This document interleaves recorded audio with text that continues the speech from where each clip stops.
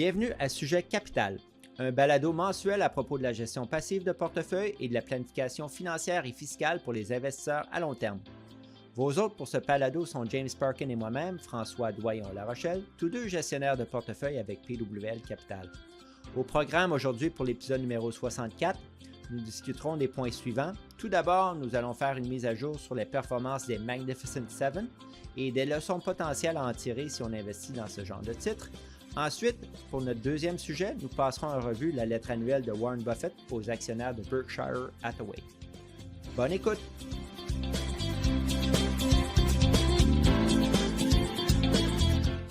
Salut James, comment ça va aujourd'hui?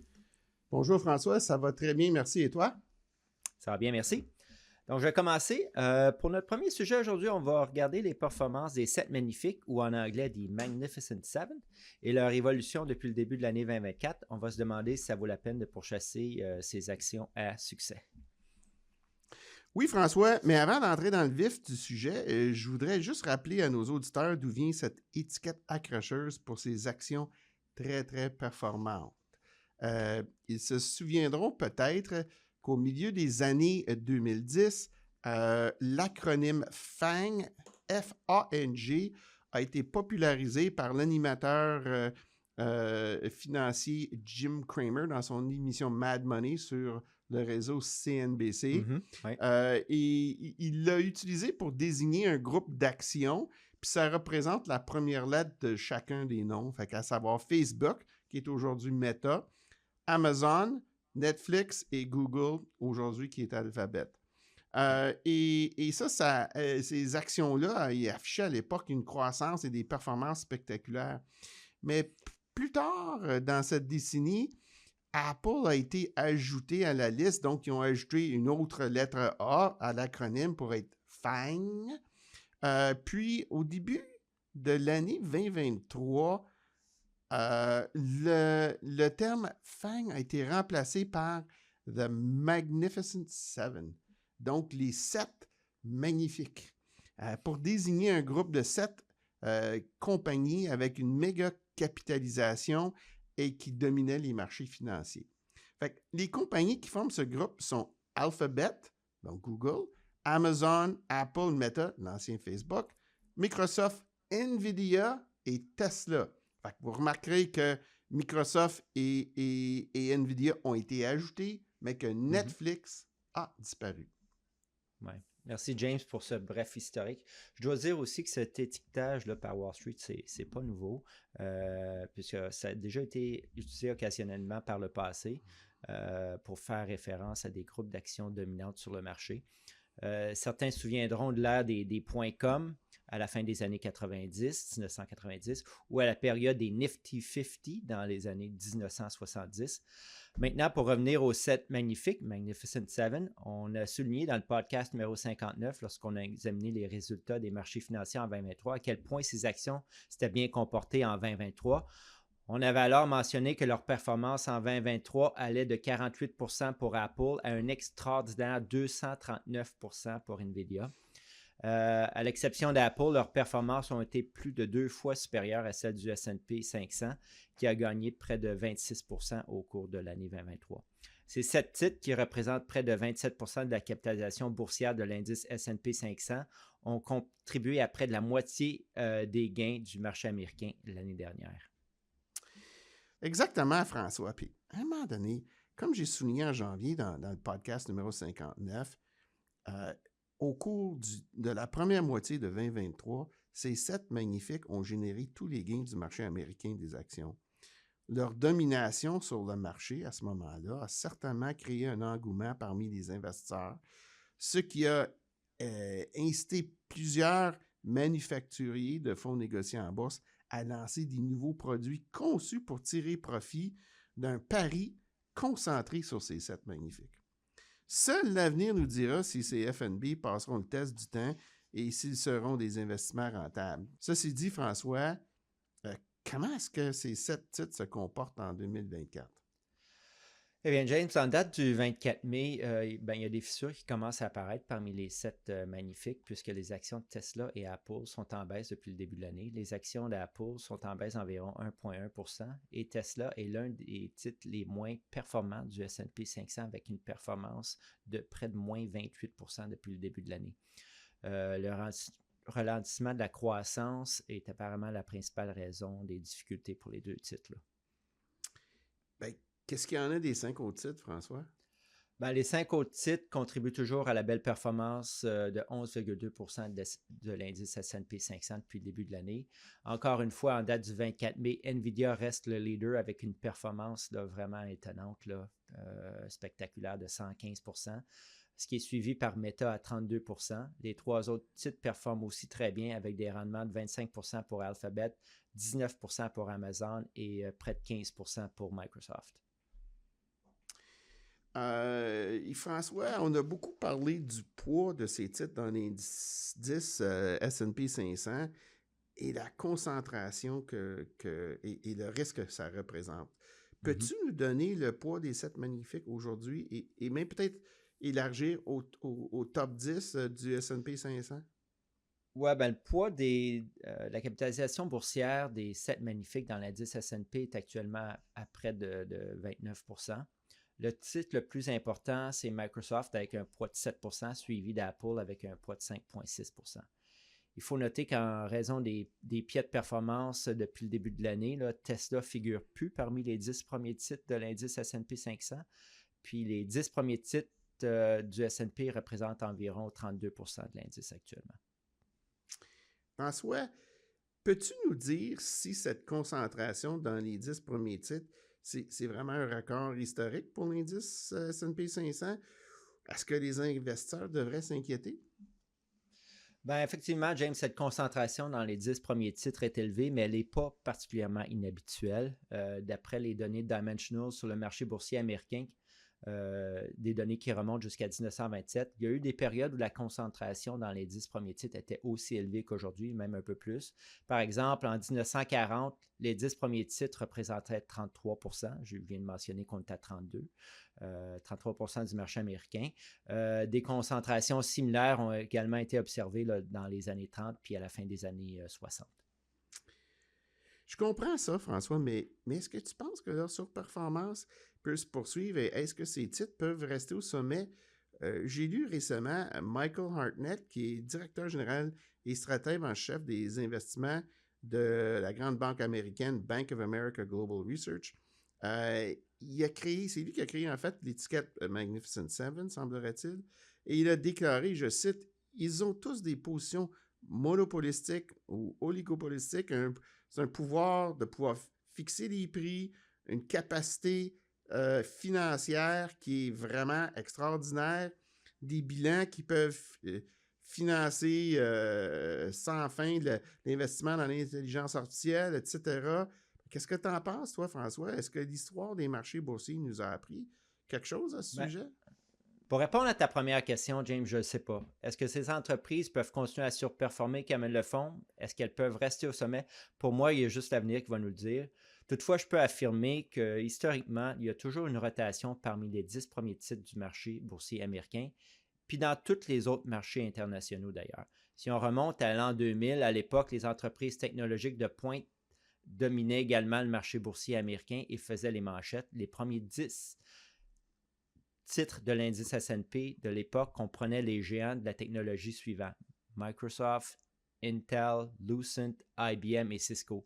Aujourd'hui, ces géants de la technologie et tous les autres titres du top 10 de l'indice S&P 500 ont disparu, à l'exception de Microsoft. IBM, qui a fait partie des plus grands titres américains pendant plus de 6 décennies, occupe maintenant la 47e place de l'indice S&P 500 avec un poids de 0,4%. En 1985, il faut se rappeler que IBM, dans l'indice S&P 500, avait une capitalisation boursière assez impressionnante, puis faisait 6,4% du poids de l'indice. C'est ce qui est similaire au poids de Microsoft aujourd'hui. Oui, François, mais j'ajouterais à tout ça un autre exemple classique de chute d'une action majeure qui était un investissement qu'on appelait Blue Chip, chip, Ouais. puis qu'aujourd'hui, il n'est plus dans le top 10, c'est General Electric.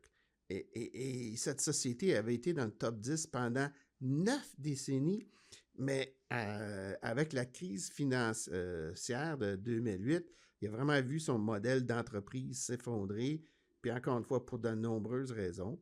Un article récent de Morningstar intitulé 15 stocks that have destroyed the most wealth over the past decade, ou en français, 15 titres qui ont détruit le plus de richesses au cours de la dernière décennie. On place General Electric en première position pour la destruction de richesses au cours de la dernière décennie, se terminant en décembre 2023, avec une perte estimée pour les actionnaires de 55 milliards de dollars US. Est-ce que c'est juste de dire, François, que les 10 premiers titres, donc les top 10, qui ont été les plus performants dans la dernière décennie, est-ce qu'ils vont l'être dans les 10 prochaines années?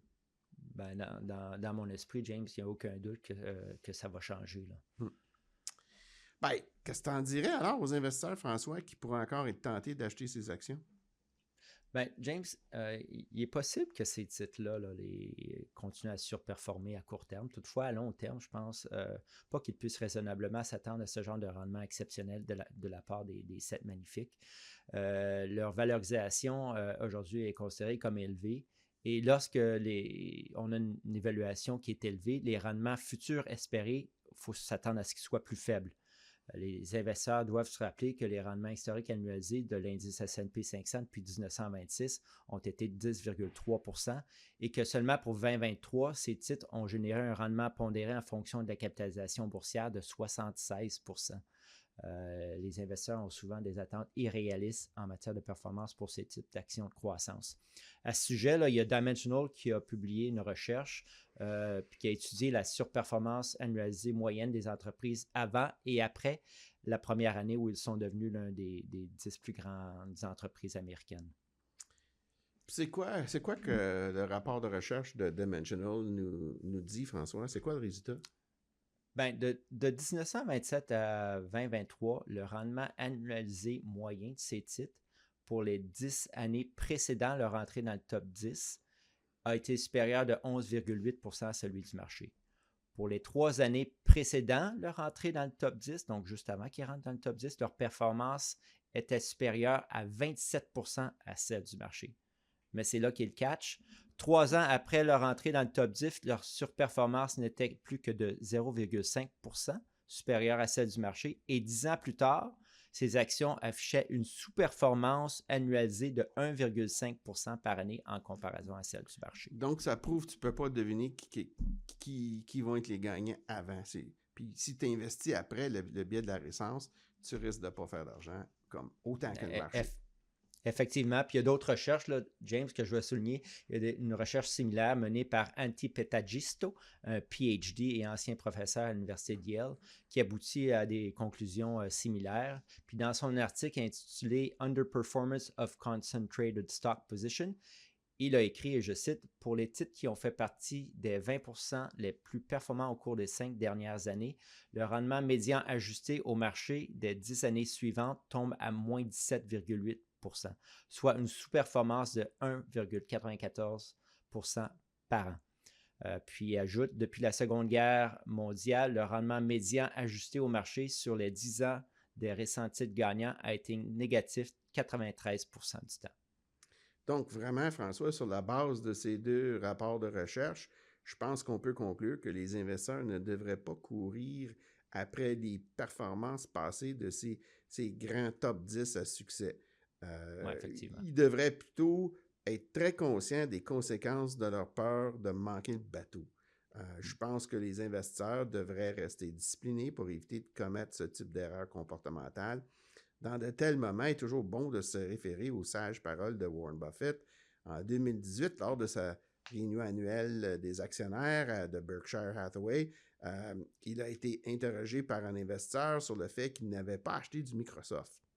Warren Buffett a donné une longue réponse, mais vraiment, c'est à la fin où il a dit « Nous avons raté beaucoup d'opportunités par le passé. Je soupçonne que nous en raterons encore d'autres à l'avenir. » Je pense qu'il veut dire par là, c'est que c'est très difficile de faire du stock picking puis de voir à quel point quelque chose peut très bien faire dans le marché. Mais il va toujours y avoir des top 10 qui vont en rotation. C'est normal, il faut s'attendre à ça. Mm-hmm. Ouais, je pense que ça en dit beaucoup, puis c'est un bon état d'esprit à avoir. Là, il va y avoir une rotation, il va toujours avoir des gagnants, puis il ne faut pas s'en maintenir à ça. Si on construit un portefeuille avec des FNB largement diversifiés, il faut savoir qu'on participe dans ces titres qui surperforment, puis on va bénéficier aussi des performances des prochains titres qui vont surperformer. C'est le fun de faire un home run, de frapper un home run, mais c'est pas un plan d'investissement qui est à long terme, qui est viable à long terme. Là. C'est vraiment très bien dit, François. Donc, je pense que, en tout cas, j'espère que nos auditeurs vont prendre ça à cœur. Les investisseurs doivent se concentrer sur leurs objectifs à long terme, diversifier leur portefeuille à travers de nombreuses classes d'actifs et de nombreux pays, et suivre notre mantra en adaptant une mentalité d'investisseur à long terme.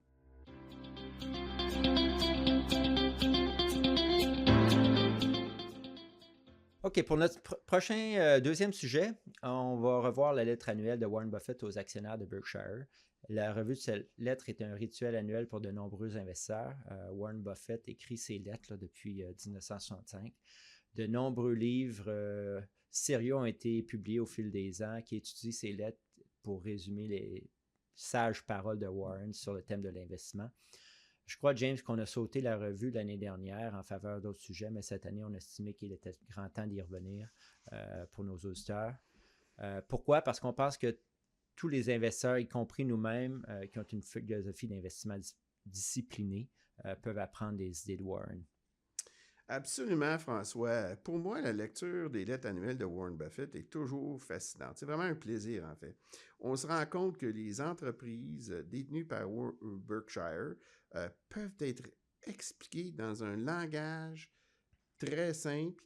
Il n'y a pas besoin de jargon qui est vraiment si omniprésent dans l'industrie des services financiers.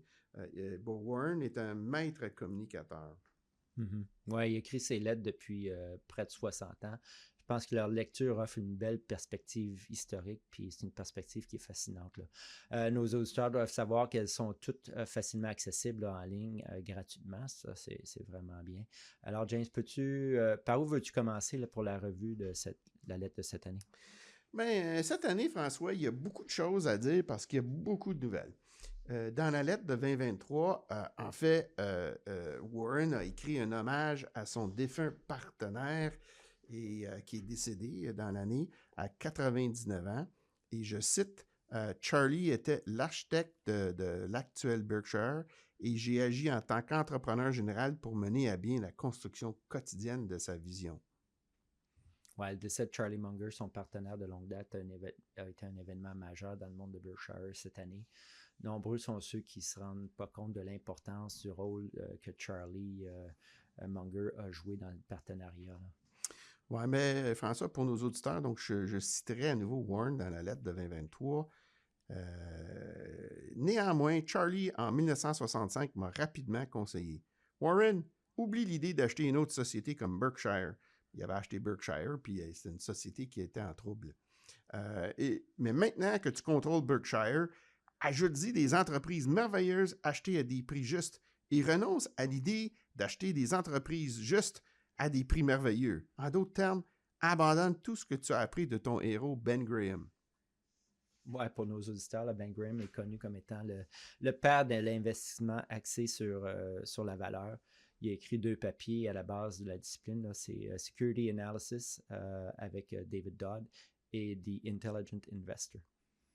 La citation de Warren Buffett dans la lettre de 2023 se poursuit, François. Bien des années plus tard, Charlie est devenu mon partenaire dans la gestion de Berkshire et à plusieurs reprises, il m'a ramené à l'ordre lorsque mes vieilles habitudes refaisaient surface. Je pense, François, que cette citation en dit long sur l'influence qui a été vraiment critique, cette influence que Charlie Munger a exercée sur Warren Buffett. Mm-hmm. Oui, ce que je pense que nos auditeurs doivent retenir là, ici, c'est qu'ils doivent garder un état d'esprit d'investisseur, c'est-à-dire qu'idéalement, ils veulent acheter des titres et les conserver pour toujours buy and hold. Ce principe est au cœur de notre philosophie d'investissement. vous voulez éviter le piège là, d'être influencé par le bruit des médias financiers puis du quotidien.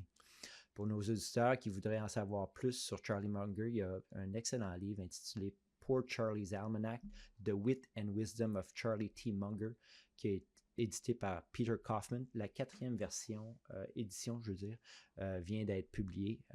James, peux-tu maintenant nous expliquer ou expliquer à nos auditeurs ce que fait Berkshire? En fait, François, c'est une très bonne idée pour nos auditeurs. Bien, en fait, Warren Buffett l'explique clairement dans la lettre de cette année, dans une section intitulée « Ce que nous faisons ». Et je cite la lettre, « Notre objectif à Berkshire est simple. Nous voulons détenir tout ou une partie des entreprises qui jouissent d'une bonne situation économique fondamentale et durable. Dans le cas du capitalisme, certaines entreprises prospéreront pendant très longtemps, tandis que d'autres se révéleront être des gouffres. Il est plus difficile qu'on ne le pense de prédire quels seront les gagnants et quels seront les perdants. Et ceux qui vous disent qu'ils connaissent la réponse sont généralement soit des personnes qui se font des illusions, soit des vendeurs d'huile de serpent. En anglais, on dit snake oil. Oui. C'est un autre point important, très important pour nos auditeurs. Là. La sélection de titres ou le stock picking est une compétence qui est très rare et difficile à reproduire. Nous savons que Warren Buffett n'est pas un fan de Wall Street ou des prévisionnistes de marché. Là. Il a toujours recommandé aux investisseurs de placer leur argent dans un indice comme le S&P 500. Maintenant, James, Warren Buffett et Charlie Munger ont donc partagé de nombreuses leçons importantes sur l'investissement au fil des ans. Quelles leçons Warren met-il en avant cette année? François, en fait, Warren revient sur une de ses règles classiques, une règle clé qu'il ne transgresse jamais. On en a souvent parlé dans nos podcasts au fil des années. Et dans la lettre de cette année, je le cite, « Une règle d'investissement chez Berkshire n'a pas changé et ne changera pas. Ne jamais risquer une perte permanente de capital. Grâce à la croissance de l'économie américaine et à la puissance des intérêts composés, le domaine dans lequel nous opérons a été et sera gratifiant, rémunérateur si vous prenez quelques bonnes décisions au cours de votre vie et si vous évitez des erreurs graves. » Ça me paraît tout à fait logique, James. C'est pourquoi nous diversifions toujours largement les portefeuilles de nos clients afin d'éviter toute perte permanente de capital. Encore une fois, les personnes qui investissent dans des actions individuelles courent toujours le risque, parce qu'on ne sait pas ce qu'on ne sait pas, ils prennent toujours le risque de voir leur capital se dilapider. James, maintenant, il y a beaucoup de nos auditeurs qui se demandent probablement comment Berkshire a pu devenir une aussi grosse entreprise. Ben, François, c'est vraiment une belle histoire. Je rappelle à nos auditeurs qu'on ne fait pas de stock picking et qu'on ne recommande en aucun cas l'achat ou la vente d'actions Berkshire. Berkshire a si bien performé qu'elle est maintenant, François, la 7e plus grande société publique sur les marchés financiers en termes de capitalisation boursière. En tant que 7e titre le plus grand sur le marché américain, Berkshire a un poids de 1,7% dans l'indice S&P et un poids de 1,5% dans le FNB de Vanguard sur le marché total américain en date du 31 mars 2024. Les investisseurs comme nos clients dans ces FNB ont bénéficié de la croissance de Berkshire au cours des années. Là. Exactement, François. Certains de nos auditeurs sont peut-être surpris d'apprendre que l'une des raisons pour laquelle Berkshire est aujourd'hui au 7e rang est que les actions de Apple, dont il détient, représentent près de 50% du portefeuille d'actions publiques que Berkshire ne contrôle pas à 100% à la fin de 2023. Pour que ça soit très clair pour nos auditeurs, il ne s'agit pas que c'est 50% de la valeur de Berkshire, mais c'est vraiment du portefeuille des actions publiques qu'il ne contrôle pas à 100%. Puis j'aimerais souligner pour nos auditeurs, Apple est la 2e plus grande société publique sur les marchés américains en termes de capitalisation boursière. Ouais. L'histoire derrière l'investissement de Warren Buffett dans Apple est vraiment intéressante. Là, James, peux-tu expliquer à nos auditeurs comment ça s'est passé? Après un premier achat de près de 10 millions d'actions d'une valeur d'environ 1 milliard de dollars en 2016, Berkshire a ensuite augmenté sa position plus tard dans l'année, puis encore en 2017 et 2018, elle a poursuivi ses achats et en fin de compte, ils ont investi à peu près 36 milliards de dollars. Par après, Berkshire a ensuite réduit légèrement la position, mais l'opération d'achat a été très fructueuse pour Berkshire. Aujourd'hui, la participation de 5,9% de Berkshire dans Apple vaut environ 157 milliards de dollars US. Berkshire est assise donc sur environ 120 milliards de gains sur papier, parce qu'ils détiennent toujours des actions, et ça représente probablement la plus grosse somme jamais gagnée par un investisseur ou une entreprise sur un seul titre. Rien dans la longue carrière de Warren Buffett, en dépit de ses très, très grands succès à très long terme, s'en rapproche, François. Oui, cet investissement-là, là, c'est vraiment incroyable là, pour Berkshire. Mais James, ça n'augmente pas le risque là, de Berkshire comme tel, là, d'avoir une si grosse position dans Apple? Très bonne question, François. En fait, un récent article dans le Wall Street Journal, publié le 3 mai, est intitulé « Apple is Buffett's best investment. It's also now one of his riskiest ». Donc, je traduis, Apple est le meilleur investissement de Buffett, mais aussi l'un de ses plus risqués. Gregory Zuckerman, le journaliste, répond à cette question. Il affirme que Berkshire a obtenu un rendement annualisé de plus de 26%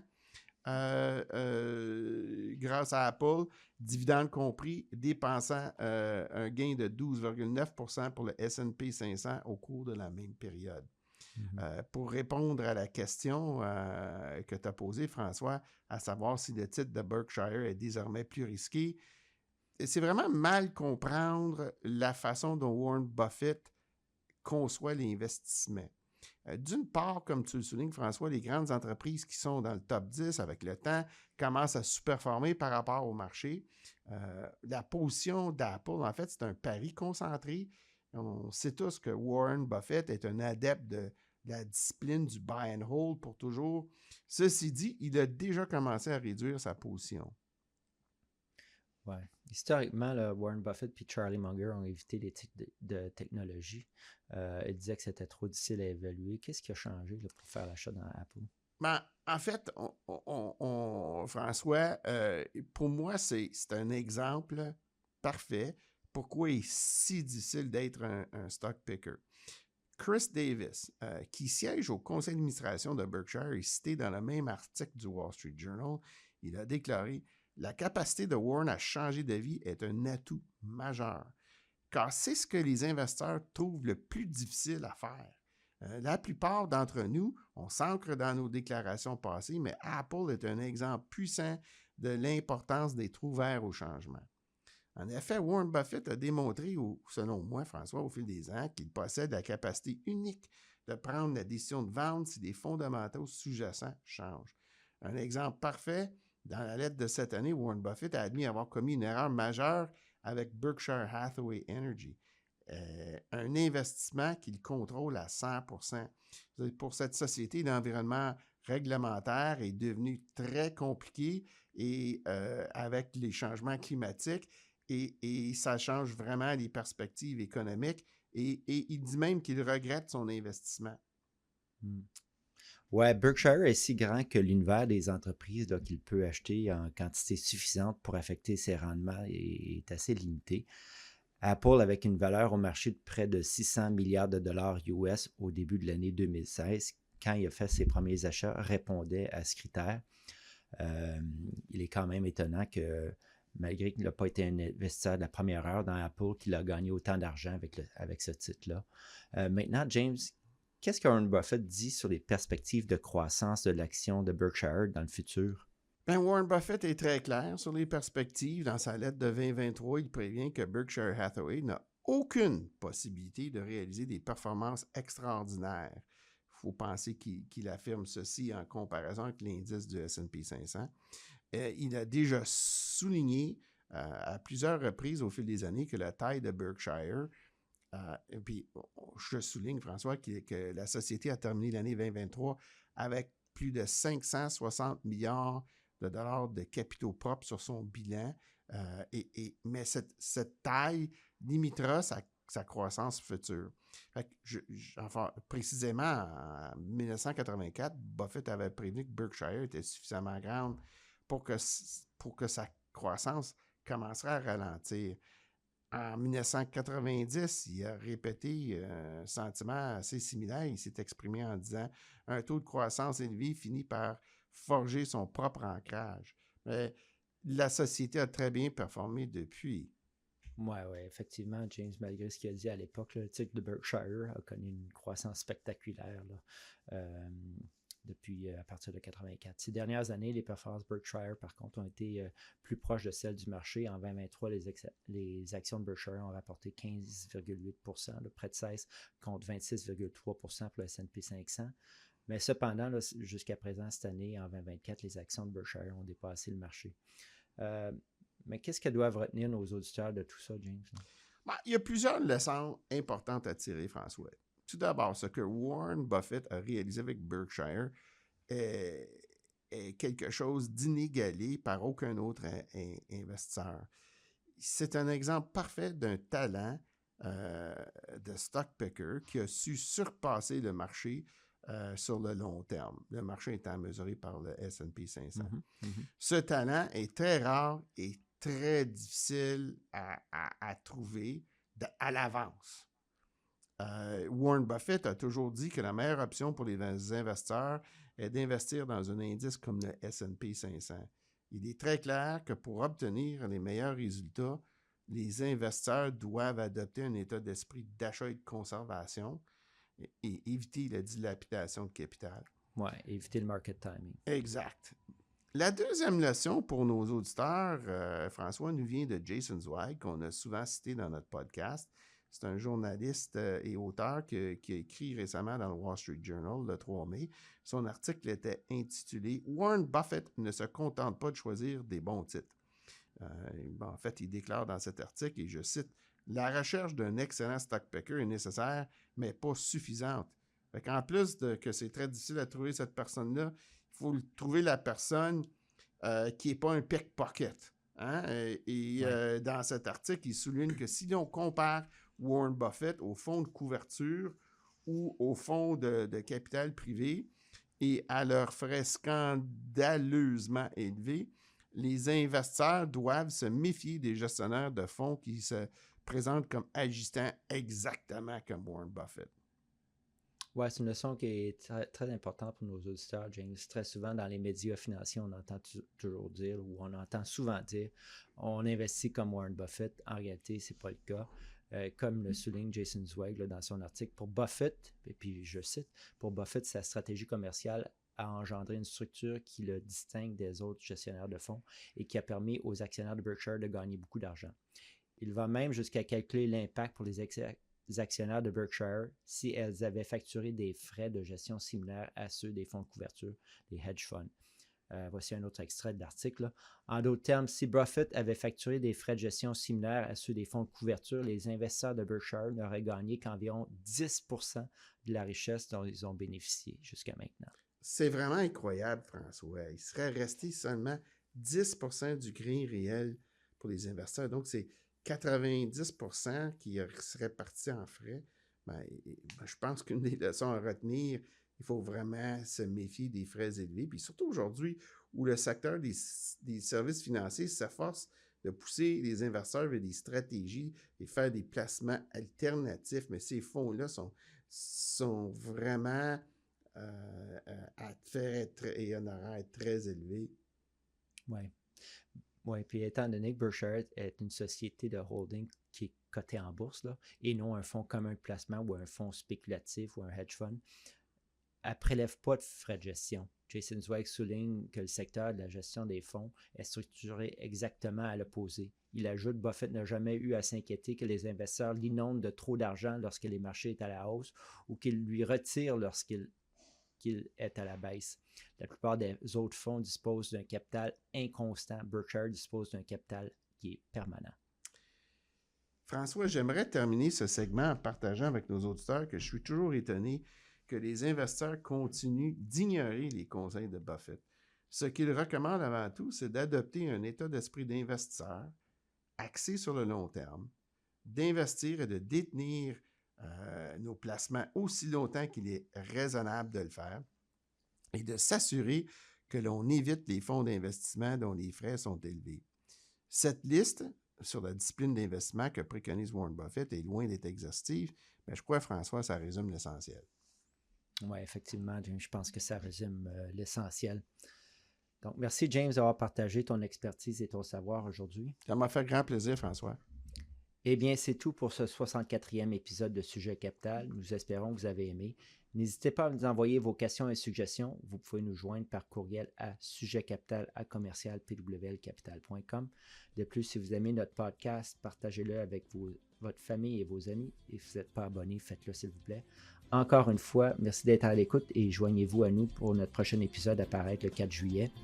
N'oubliez pas de consulter aussi notre site web Sujet Capital pour voir nos derniers blogs. À bientôt et merci.